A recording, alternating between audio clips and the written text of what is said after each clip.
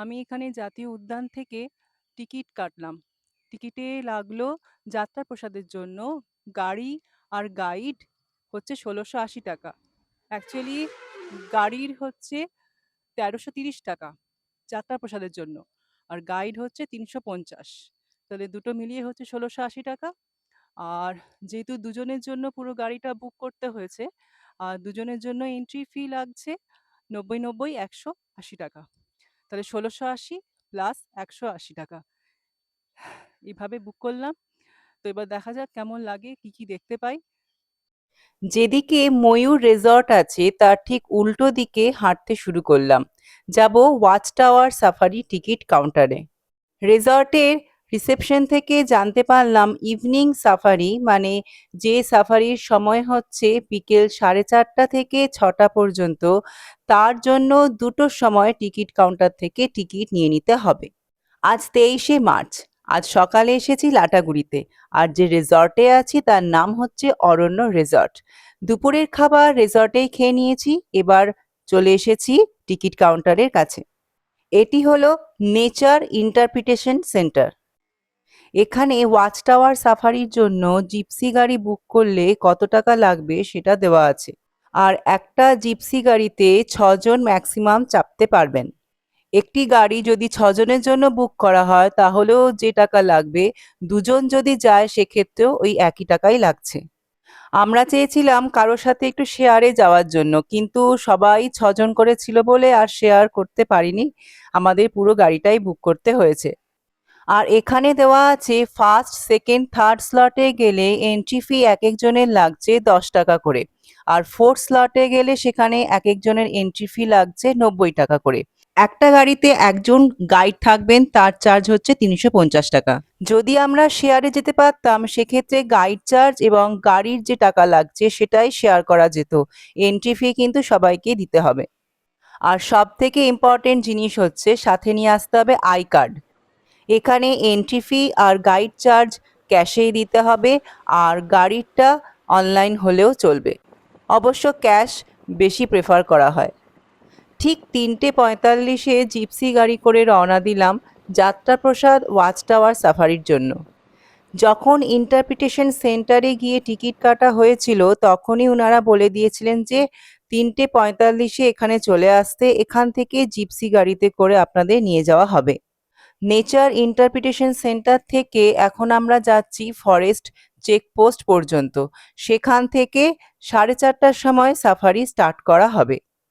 এই watch tower safari হয় দিনে 4বার, মর্নিংয়ে 2বার, আফটারনুনে 2বার।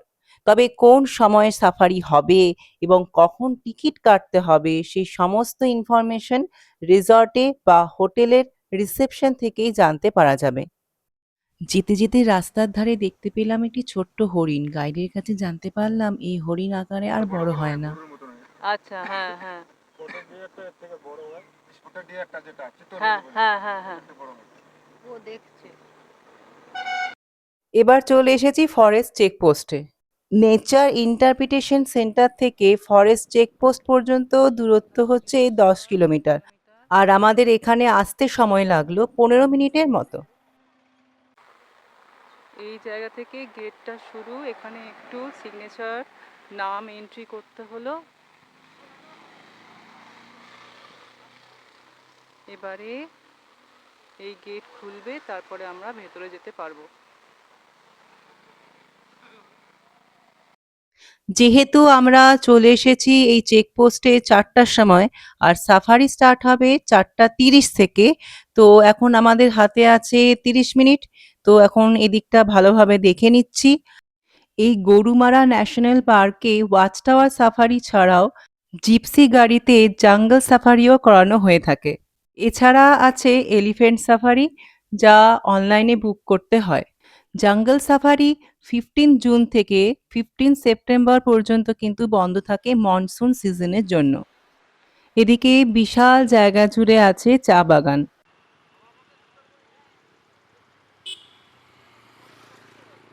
এখন সময় বিকেল 4:25, তাই সূর্যের তেজ কমে এসেছে। আর এখন একটু ঠান্ডা ঠান্ডাও লাগছে। যদিও 5 মিনিট আছে, টাইম হয়ে এসেছে। ঠিক 4:30 বাজলো আর গেট খুলে গেছে। এবারে আমাদের গাড়ি আস্তে আস্তে এগিয়ে চলেছে যাত্রাপ্রসাদ ওয়াচ টাওয়ারের দিকে। এখন এই যাত্রাপ্রসাদ ওয়াচ টাওয়ারের দিকে যাচ্ছে আমাদের গাড়িটি নিয়ে 4টি জিপসি গাড়ি। আমাদের গাড়ির সামনে আছে 2টি আর পিছনে একটি জিপসি গাড়ি। ফার্স্টেই দেখতে পেয়ে গেলাম ময়ূরী। এরপর ধীরে ধীরে প্রবেশ করছি জঙ্গলের ভেতরে। পাহাড়, সমুদ্র আর জঙ্গল প্রত্যেকেরই একটি নির্দিষ্ট সৌন্দর্য আছে। আর আজ সেই সৌন্দর্য উপলব্ধি করতেই এগিয়ে চললাম গরুমারা ন্যাশনাল পার্কের ভেতরে। সামনে হাতি। ও হ্যাঁ, হ্যাঁ।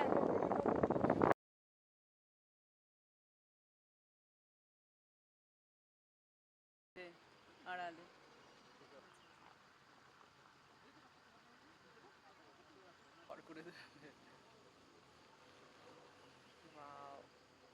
হাতি দেখার পর দেখতে পেলাম ময়ূর, আরও 2-3 ধরনের পাখি। হর্নবিল, যার আরেক নাম ধনেশ পাখি, তাও দেখেছি কিন্তু ভিডিও নেওয়া হয়নি।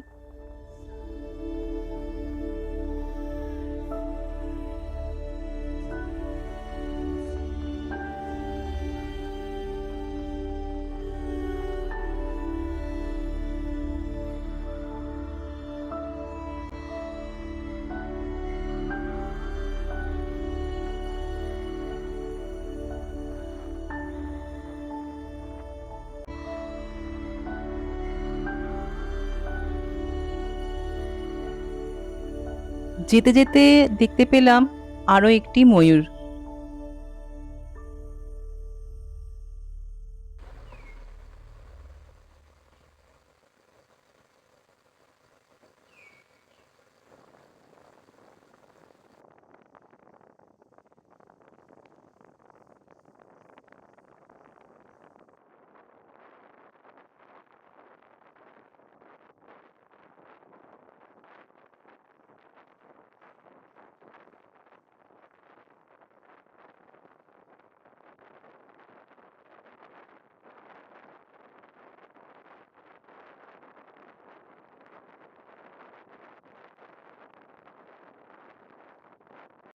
এসে গেছি যাত্রাপ্রসাদ ওয়াচ টাওয়ারে। এখান থেকে এখন দেখব রাইনোসেরাস।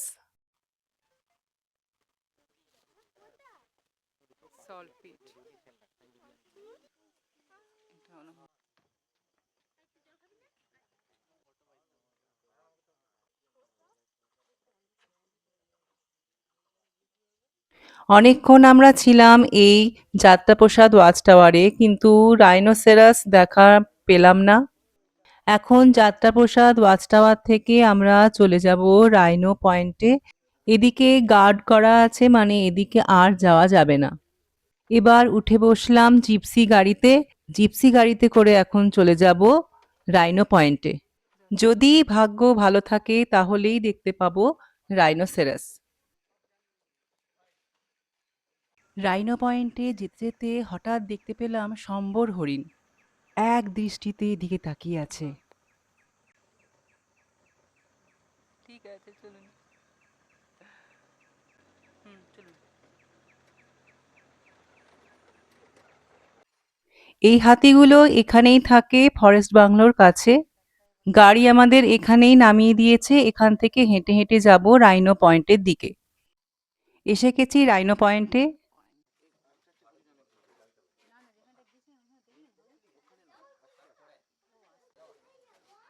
আজ মনে হচ্ছে গন্ডার আমাদেরকে দেখা দেবে না, তাই আমরা এখান থেকে এখন ফিরে যাচ্ছি।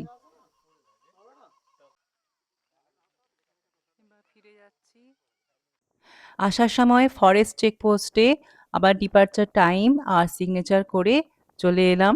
এখন যাচ্ছি আদিবাসী ডান্স দেখতে। এখন প্রচণ্ড ঠান্ডা লাগছে, মনে হচ্ছে একটা সোয়েটার আর মাফলার নিয়ে এলে খুব ভালো হতো।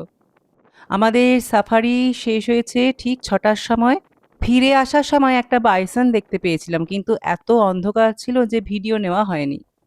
গাইডের কাছ থেকে জানতে পারলাম বেশিরভাগ মানুষ আজকে গেছে মেদলা ওয়াচ টাওয়ারে, তাই এই যাত্রাপ্রসাদ ওয়াচ টাওয়ারে অনেক কম লোকই দেখতে পেয়েছি।